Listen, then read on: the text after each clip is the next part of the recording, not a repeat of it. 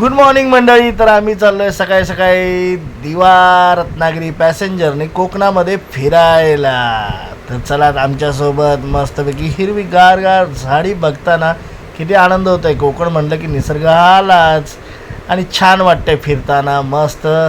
आणि इथे बघा ट्रेनमध्ये बघा भूत पण आले आमच्यासोबत. तुम्ही बघितलं का? काळा मास्कवाल्यापासून लांब राहा. आणि मी घाबरलो इथे. आणि इकडे घाबरून समीक्षाने बघा हाताला मेहंदी काढायला सुरुवात केली आहे भूताला प्रसन्न करण्यासाठी. तर असं मंडळी आम्ही आपलं निघालो आहे मस्तपैकी एन्जॉय. भूत तर आहेच बापरे, बघून भीती तर वाटतेच मला.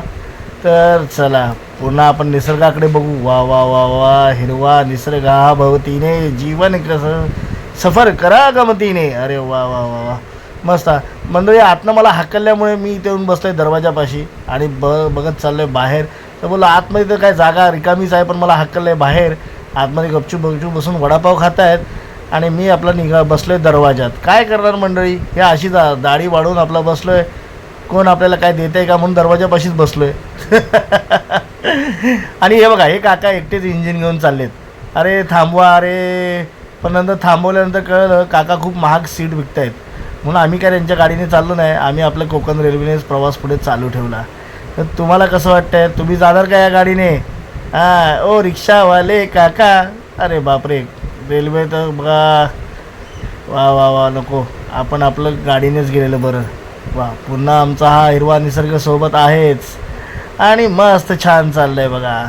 आणि हे बघा जिथे रेल्वे हायवेला मिळते तिथे तुझी मी वाट पाहते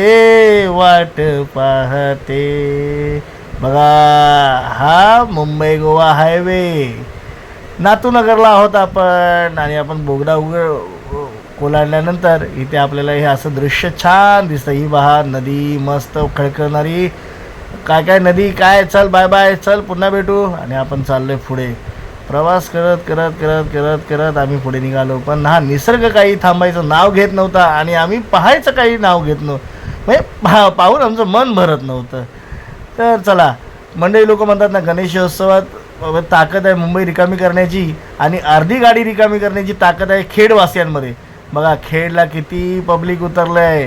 केली की नाही आम्ही अख्खी ट्रेन रिकामी. आणि चाललो आहे पुढे.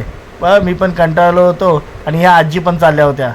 तर चला जाऊया. बघा मस्त किती एस टी पकडली थेट आणि गेलो आता खेडला. खेडवरनं पण दुसरी एस टी पकडली आणि आम्ही निघालो आलो आमच्या मुरड्यात.